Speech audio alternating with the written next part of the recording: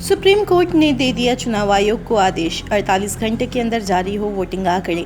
एक तरफ जहां लोकसभा चुनाव के लिए कल 5वें चरण में 8 राज्यों के 49 सीटों पर 20 मई को वोट डाले जाएंगे, तो वहीं दूसरी तरफ चुनाव के बीच ही सुप्रीम कोर्ट एक्शन मोड में नजर आ रहा है। कभी केंद्र सरकार को और कभी इसकी एजेंसियों को फटकार लगा रहा है। इसी बीच एक बार फिर सुप्रीम कोर्ट का हथौड़ा चुनाव आयोग पर चला है, जहां कोर्ट ने चुनाव आयोग को आदेश जारी करते हुए जवाब तलब किया है। दरअसल चुनाव आयोग को लेकर सुप्रीम कोर्ट में याचिका दाखिल करने का सिलसिला थमने का नाम नहीं ले रहा। अब वोटिंग परसेंटेज की घोषणा और उसके प्रकाशन में देरी को लेकर सुप्रीम कोर्ट में याचिका दायर की गई है।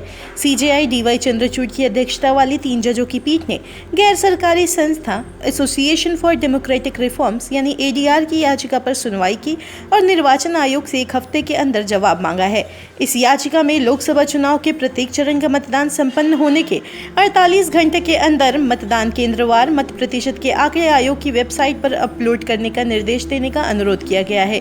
बता दें, प्रधान न्यायाधीश यानी सीजेआई डीवाई चंद्रचूड़, न्यायमूर्ति जेबी पारदीवाला और न्यायमूर्ति मनोज मिश्रा की पीठ इस मुद्दे पर गैर सरकारी संगठन एसोसिएशन फॉर डेमोक्रेटिक रिफॉर्म्स की याचिका पर सुनवाई के लिए शाम 6:30 बजे बैठी। सीजेआई ने कहा कि निर्वाचन आयोग को याचिका पर जवाब देने के लिए कुछ उचित समय दिया जाना चाहिए और इसे 7 चरण के लोकसभा चुनाव के 6ठे चरण से एक दिन पहले यानी 24 मई को ग्रीष्मकालीन अवकाश के दौरान एक उचित पीठ के समक्ष सुनवाई के लिए सूचीबद्ध किया।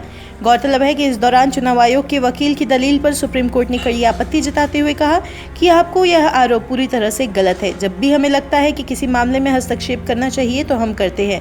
यह बात हमारे लिए कोई मायने नहीं रखता कि याचिका या उस मुद्दे को किसके द्वारा उठाया गया है या किसके द्वारा उसे हमारे संज्ञान में लाया गया है।